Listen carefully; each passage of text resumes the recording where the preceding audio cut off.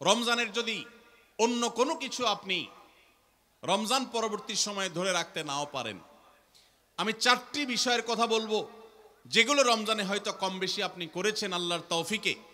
সেই 4টি আমলকে আপনি যদি রমজানের পরেও ধরে রাখতে পারেন, আমি আল্লাহর কাছে বিশ্বাস করি, আল্লাহর কাছে আমার সুধারণা যে আল্লাহ তাআলা আপনার রমজানকে সাকসেস করেছেন, আল্লাহ আপনার রমজানকে কবুল করেছেন, কারণ আপনাকে আল্লাহ আবারও ইবাদতের তৌফিক দিয়েছেন। আর সেই 4টি কাজের প্রথম কাজ হলো, আমরা অনেকেই আলহামদুলিল্লাহ সারা বছর নামাজ নিয়ে অবহেলা কম বেশি করলেও রমজান মাসের সম্মানে, তাকওয়ার মাস হিসাবে, কোরআন নাজিলের মাস হিসাবে, শ্রেষ্ঠ মাস হিসাবে, ইবাদতের মৌসুম হিসাবে রমজানে অনেকেই পুরুষরা 5 ওয়াক্ত নামাজ মসজিদে গিয়ে পড়ার চেষ্টাটা করেছে। মা বোনরা ওয়াক্ত হওয়ার পর দেরি না করে তারা নিজ নিজ অবস্থানে নামাজটা আদায় করার চেষ্টা করেছে। রমজানের পরে এই 5 ওয়াক্ত নামাজ যেটা রমজান মাসে আপনি সঠিকভাবে করেছেন, এই নামাজটা যদি আপনি ধরে রাখেন, 5 ওয়াক্ত নামাজ কি শুধু রমজানের ইবাদত না রমজানের পরেরও ইবাদত? কি বলেন? 5 ওয়াক্ত নামাজ কি শুধু রমজানের ইবাদত? রমজানের পরেরও ইবাদত, পালনীয়।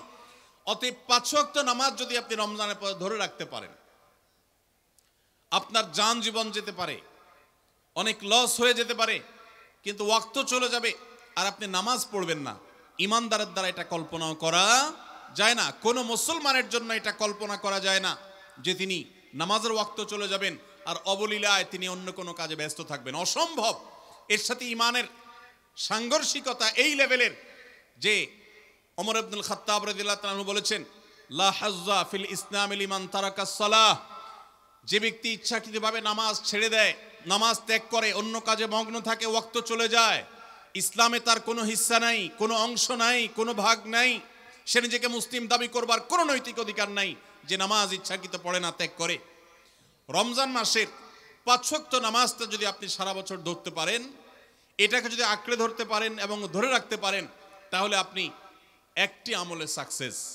নাম্বার 2, রমজান মাসে আমরা অনেকেই আল্লাহর দেয়া তৌফিকে গুনাহ এবং পাপাচারের কাছ থেকে বেঁচে থাকার চেষ্টা করেছি।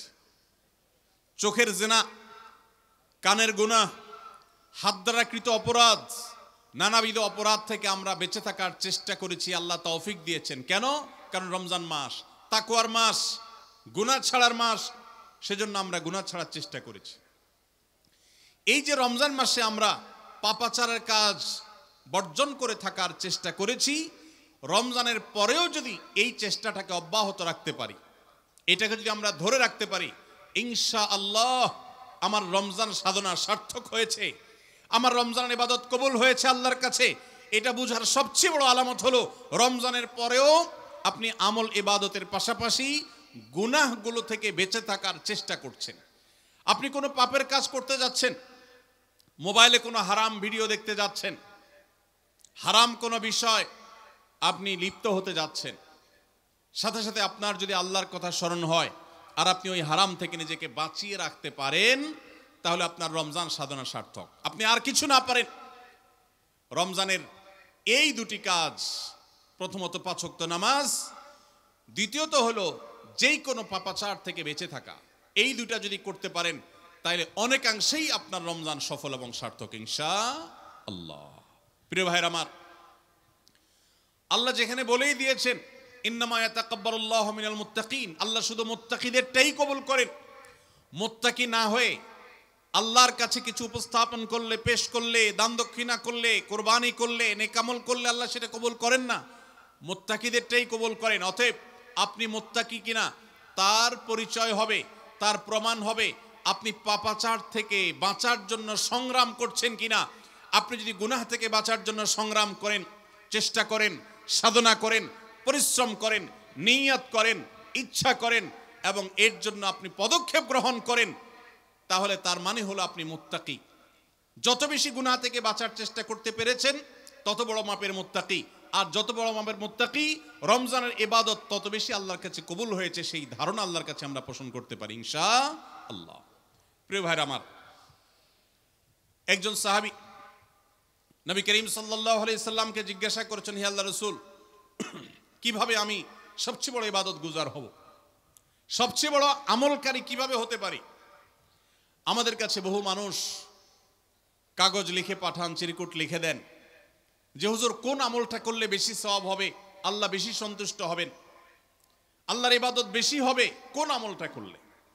প্রিয় ভাইরা আমার, নবী করিম সাল্লাল্লাহু আলাইহি সাল্লাম বলেছেন, ইত্তাকিল মাহারিমা তাকুন আবাদান নাস।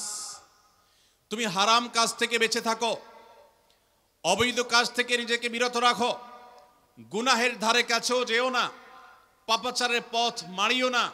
তুমি সবচেয়ে বড় ইবাদত গুজার হবে, সবচেয়ে বড় নেক আমল হতে পারবে। অনেক বেশি নফল রোজা রাখে, অনেক বেশি দোয়া দুরূদ পড়ে, অনেক বেশি কোরআন তেলাওয়াত করে, অনেক বেশি নফল দান সাদেকা করে, অনেক বেশি নফল কাজ করে, এই লোক আল্লাহর খাতা বড় ইবাদত গুজার নয়। আমাদের স্মৃতিতে ইবাদত গুজার বলতে ভেসে ওঠে সারাক্ষণ নামাজেরই রত থাকা মানুষের কথা। আমাদের স্মৃতিতে ভেসে ওঠে ইবাদত গুজার মানে হলো ঘন ঘন নফল রোজা রাখা ব্যক্তির ছবি। আমাদের স্মৃতিতে ইবাদত গুজার বলতে ভেসে ওঠে যে ব্যক্তি অনেক বেশি নফল আমল, জিকির, আজকার ইত্যাদিতে মাশগুল থাকে। অথচ নবীজি বলছেন, ইত্তাকিল মাহারিমা তাকুন আবাদান নাস। তুমি হারাম কাজ থেকে বেঁচে থাকো, সবচেয়ে বড় ইবাদত গুজার হতে পারবে, সবচেয়ে বড় নেক আমল হতে পারবে যদি তুমি হারাম কাজ থেকে বেঁচে থাকতে পারো। ভাইরা আমার, আপনি যদি আপনার এই দুই ঠোঁট দিয়ে কোনো কটু কথা, অশ্লীল কথা, গালিগালাজ এটা আপনার মুখ দিয়ে যদি বের না হয়, রমজানের আগে হতো, রমজান মাসে আপনি তওবা করেছেন, রমজানের পরেও এই সংগ্রামে আপনি জিতে আছেন, টিকে আছেন, আপনার মুখ দিয়ে কোনো অন্যায় হয় না, তার মানে হলো আপনি মুত্তাকিদের কাতারে শামিল হতে পেরেছেন, আপনি গুনাহ থেকে বাঁচতে পেরেছেন। আপনার আমল দেখা যায় না, কিন্তু এই যে গুনাহ থেকে বাঁচার সংগ্রামে আপনি জিতে গেছেন, আপনি নিজেকে বাঁচিয়ে রাখতে পেরেছেন, এটাই হলো আপনার সফলতা, এটাই হলো আপনার সার্থকতা। আজকাল নফল রোজা, নফল নামাজ, নফল দোয়া দুরূদ, নফল জিকির আজকার, নফল দান সাদকা করা মুসলমানের সংখ্যা কম নয় সমাজে। যেই মুসলমানের অভাব সেটা হলো গুনাহমুক্ত জীবন গঠন করা মুসলমানের অভাব, মুত্তাকি মানুষের অভাব, গুনাহমুক্ত মানুষের অভাব। গুনাহমুক্ত মানুষ পাওয়া যায় না। ভাইরা আমার, আমাদের চেষ্টা করতে হবে আমার হাত এবং মুখ দ্বারা কারোর অধিকার খর্ব হবে না, কারোর কষ্ট হবে না। মুসলমান তো বটে, অমুসলমানকেও কোনো কষ্ট আমি দেব না, কারোর অধিকার নষ্ট হবে না, সম্পদে কারোর হক আমি নষ্ট করব না। আমি ওয়াজ মাহফিল শুনলাম, দিন কি দিন শুনলাম, ঘন্টাকে ঘন্টা শুনলাম, শুনতে শুনতে আমি কেঁদে দিলাম। 2 পয়সার কোনো ভ্যালু নাই যদি আমি দোকানদারি করতে গিয়ে কাস্টমারের সাথে 2 নাম্বারি করি, কাস্টমার হয়ে দোকানদারের সাথে 2 নাম্বারি করি, জমির আইল ঠেলাঠেলি করি, আরেকজনের ফসল আমি নিজে তুলে নিয়ে আসি, অন্যায়ভাবে কারোর হক নষ্ট করি, কথা দিয়ে কাউকে কষ্ট দেই, আচরণ দিয়ে কাউকে কষ্ট দেই, কারোর কোনো অধিকার নষ্ট করি, কারোর গীবত শিকায়েত করি, কারোর পেছনে তার সমালোচনা করি, কাউকে নিয়ে ব্যঙ্গ বিদ্রুপ করি, কাউকে আমরা ব্যঙ্গ নামে ডাকি, ফেসবুকে, সোশ্যাল মিডিয়াতে অথবা অফলাইনে অনলাইনে যেই কোনো সেক্টরে, যেই কোনো জায়গাতে, যেই কোনো প্ল্যাটফর্মে এ ধরনের গুনাহের কাজে যদি আপনি লিপ্ত থাকেন, তো আপনার এই শত শত মাহফিল, হাজারো মাহফিল শোনা, মাহফিলে আসা, এটার কোনো মানে হতে পারে না। আল্লাহ আমাদের সবাইকে রমজান মাসে গুনাহ থেকে বাঁচার যে চেষ্টাটুকু আমরা করতাম, রমজানের পরেও সেটাকে আমাদের ধরে রাখার তৌফিক দান করুন। রমজানের পরে গুনাহ থেকে বাঁচার চেষ্টা করব তো ইনশাআল্লাহ। অনেক ভাইরা আছেন অনেক হারাম কাজ করেন নাই, কেন? রমজান মাস, কিন্তু এখন আবার সেটা শুরু করে দিয়েছেন। এর মানে হলো আপনার রমজানের ইবাদত কবুল হওয়ার সম্ভাবনা ক্ষীণ। নিশ্চিত তো বলা যাবে না, তবে প্রবল সুধারণা করা যায়, সম্ভাবনা অনেক প্রবল যদি আপনার সেই রমজানের আমলগুলোকে আপনি এখন ধরে রাখতে পারেন। অন্য সব না পারেন, অন্তত আমি 4টা আমলের কথা বলেছি, 5 ওয়াক্ত নামাজ আর সকল প্রকার গুনাহ এটা থেকে বিরত থাকা, আর 3 নম্বর হলো কোরআনে কারীমের তিলাওয়াত। অনেকে আমরা আলহামদুলিল্লাহ কোরআন তেলাওয়াত করেছি রমজানে, কারণ রমজান মাস কোরআন নাজিলের মাস। আমাদের সালাফ পূর্বসূরীরা রমজান মাসে কোরআন হাত থেকে রাখতেন না। আমরা অনেকেই নিজে কোরআন খতম দিয়েছি, যারা খতম দিতে পারেন না একটু হলো তেলাওয়াত করেছেন, তারাবিতে হাফেজ সাহেবের কাছ থেকে তেলাওয়াত শুনেছেন, কোনো না কোনো ভাবে কোরআনের সান্নিধ্যে এসেছেন। দুর্ভাগ্যজনক বাস্তবতা, রমজান চলে যাওয়ার সাথে সাথে আমাদের কোরআনের সাথে সম্পর্ক শেষ হয়ে গেছে, ঠিক না? ঠিক। বহু মানুষ আছে কোরআন স্পর্শ করে না, দিনের ভিতরে 2-4 ঘন্টা, 5 ঘন্টা, 6 ঘন্টা সময় পর্যন্ত অনেকে সোশ্যাল মিডিয়াতে ডুবে থাকেন, মোবাইলে ডুবে থাকেন। সারাদিন কোরআনকে স্পর্শ করার জন্য 5টা মিনিট সময় বের হয় না, ঘন্টাকে ঘন্টা। কোরআনের পরিবর্তে মোবাইল ফোনকে স্পর্শ করার সময় আমাদের হয়। মনে রাখবেন, আপনার রমজানের আমল ইবাদত সার্থক হবে, সফল হবে, কবুল হওয়ার সম্ভাবনা জোরালো হবে যদি রমজানে যে কোরআন আপনি প্রতিদিন 2-4 পারা তেলাওয়াত করেছেন, এখন 2-4 পারা না পারেন 2-4 পৃষ্ঠা হলেও পড়েন, কিন্তু আপনার দিনের একটা সময় অবশ্যই বরাদ্দ থাকা উচিত কোরআনের জন্য। আজ মুসলিম জাতির যে দুরবস্থা আমরা দেখতে পাচ্ছি, পৃথিবীর পূর্ব থেকে পশ্চিম, উত্তর থেকে দক্ষিণ, চতুর্পাশে আমরা যে হাহাকার দেখতে পাচ্ছি, লাঞ্ছনা দেখতে পাচ্ছি, অপমান দেখতে পাচ্ছি, পরাজয়ের গ্লানি দেখতে পাচ্ছি, মুসলমানদের দুরবস্থার অন্যতম প্রধান কারণ হলো আজ মুসলমান কোরআন থেকে দূরে সরে গেছে। নবী করিম সাল্লাল্লাহু আলাইহি সাল্লাম বলেছেন, ইন্নাল্লাহা ইয়ারফাউ বিহাযাল কিতাবি আকওয়ামা ওয়া ইয়াদাউ বিহি আখারিন। আল্লাহ রাব্বুল আলামিন এই কোরআনের মাধ্যমে বহু জাতির মর্যাদাকে আকাশে তুলবেন। আবার এই কোরআনের প্রতি অবহেলার কারণে, অবজ্ঞার কারণে, কোরআনকে ছেড়ে দেওয়ার কারণে, কোরআন থেকে দূরে থাকার কারণে, কোরআনকে পরিহার করবার কারণে বহু জাতিকে আল্লাহ তাআলা অপমানিত করবেন, অপদস্থ করবেন, তাদেরকে আকাশ থেকে পাতালে নামিয়ে ছাড়বেন। সেই দুর্ভাগ্যজনক বাস্তবতা আজ আমরা প্রত্যক্ষ করছি।